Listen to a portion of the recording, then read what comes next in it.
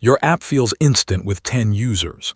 Then 10,000 show up, and it crawls. Same code, same laptop. So what actually changed? The answer is the single most important idea in all of computer science, and once you see it, you'll never look at code the same way again. It's called Big O. It's the thing every interviewer asks about, and the thing that separates code that scales from code that falls over. In the next few minutes, we'll build it from scratch, no jargon, no scary math, just one picture that makes it click. This is Logic Lab, where we turn computer science into something you can actually see. Today's question: why does code get slow, and how do we measure it before it ever happens? First, let's kill a myth. Speed is not about seconds. Run the same program on a faster machine and the seconds drop, but that tells you nothing about the code itself. So we measure something the hardware can't fake: the number of steps the algorithm takes. Imagine a list of names and you're looking for one. Each name you check is one step. With 10 names, that's at most 10 steps. With 100 steps. We don't care how fast each step is. We care how the number of steps grows as the input grows. That word "grows" is the whole game. Big O is not a stopwatch. It's a description of the shape of growth, how the work climbs as your data gets bigger. Let's draw that shape. Here's a chart.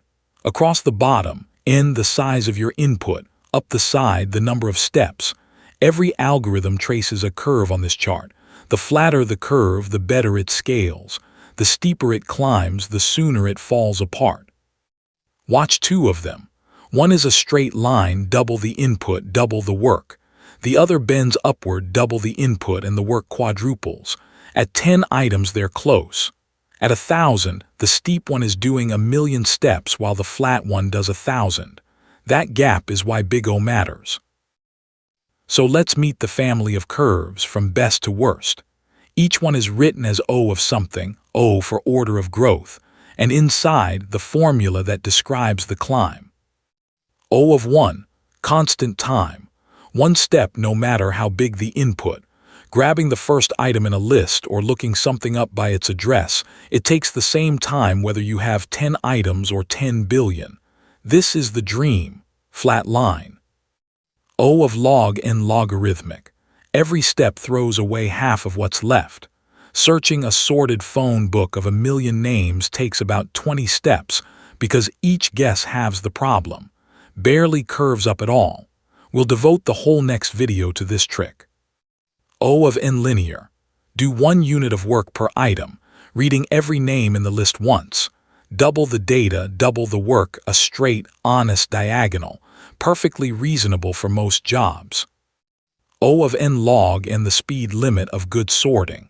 A linear pass, repeated a logarithmic number of times.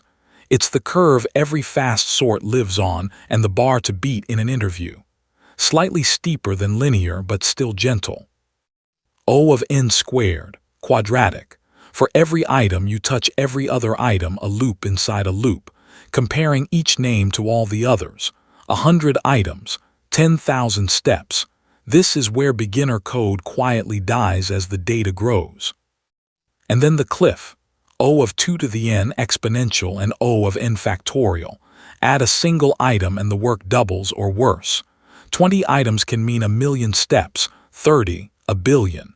These curves shoot straight up. If your algorithm lives here, it works on a demo and explodes in the real world. Now the part that trips everyone up. Big O throws away the small stuff on purpose. If you count 5n plus 3 steps, Big O just says O of ny. Because when n is huge, the plus 3 is a rounding error, and the times 5 doesn't change the shape of the curve. We drop constants and lower terms because Big O answers one question. How does this scale toward infinity? Not, is it 5 steps or 7? So n squared plus n becomes O of n squared. The biggest term wins every time because it's the one that eventually dominates. That's the discipline. Find the fastest growing term, drop everything else. It feels sloppy. It's actually the point we're comparing shapes, not counting beans. Let's read real code. A single loop over n items. That's n steps O of n, one loop nested inside another, both over n. That's n times n, O of n squared. The rule of thumb, each nested loop over the data multiplies the cost. No loop, just direct access. O of 1. A loop that halves the range each time, like cutting the search space in two. O of log n, you can now glance at a function and estimate its big O before you ever run it. That's the superpower. And here's the honest footnote. Big O is the worst case, the most steps it could ever take. There's also average case and best case. But interviews and scaling decisions live in the worst case, because that's the one that wakes you up at 3 in the morning. So recap, speed isn't seconds, it's steps. Big O describes how steps grow with input. From flat O of 1 to gentle log n and linear to the dangerous n squared to the exponential cliff. Drop the constants, keep the biggest term, and read it straight off the loops. You just learned the language every engineer uses to argue about code. Next, we put it to work. How do you search a million sorted things in about 20 steps? That's O of log n binary search, and it's next on Logic Lab. I'm glad you're here. See you there.